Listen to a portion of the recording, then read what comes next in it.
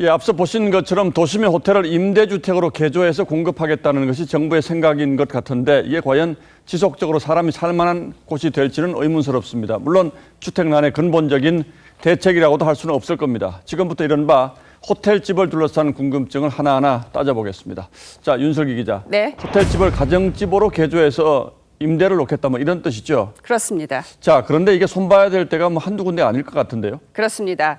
무엇보다 호텔은 주로 잠을 자는 곳이지만 이 집은 요리를 하고 아이를 낳아 기르는 삶의 공간이란 점에서 설계부터가 다르죠. 예. 호텔이 이 같은 주거 기능을 하려면 예를 들어 싱크대 설치 등 배관 공사를 해야겠죠. 대개 작은 창문 하나뿐인 호텔에선 환기 문제도 발생합니다.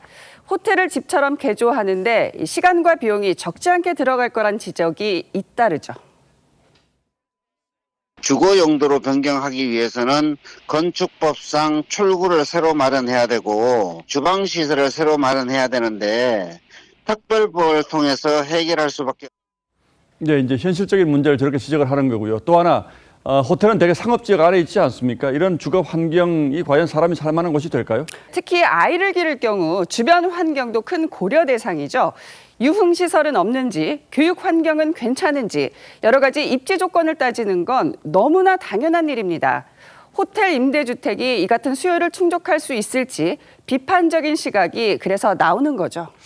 예, 물론 뭐 전통적인 주택 개념과는 전혀 다른 개념이긴 합니다만 그래도 요즘 이제 많이 늘고 있는 1인 가구, 뭐 또 젊은 사람 이런 사람들은 살만한 곳이 될 수 있지 않을까요?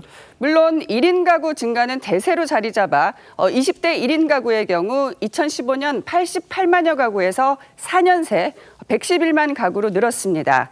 하지만 1인 가구라고 해서 반드시 호텔 주거를 선호할 거란 전제가 맞는지부터 따져봐야 할 문제겠죠. 자, 그러나 이게 의미 있는 대책이 되기 위해서는 상당한 수의 객실이 확보가 돼야 될 텐데 이렇게 활용할 수 있는 호텔이 많이 있긴 합니까?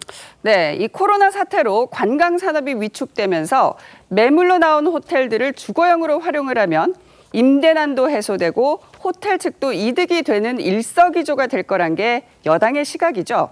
하지만 호텔 소유주가 이를 임대주택으로 내놓을지, 다시 말해서 공급 물량이 얼마나 될지부터 불투명하다는 지적이 큽니다. 손을 잘못대면은 호텔도 아니고 주거용도 아닌 쪽이 돼버릴 수 있기 때문에 호텔 소유자가 섣불리 이렇게 개조하지 않을 것이고. 예, 또 하나 걱정은 이 코로나 사태가 끝나고 외국 관광객들이 몰려오면 그땐 또 숙소 부족 사태가 빚어질지도 모르는데 너무 성급한 판단을 한 건 아닌지 모르겠군요. 그렇습니다. 예, 윤슬기 기자 잘 들었습니다.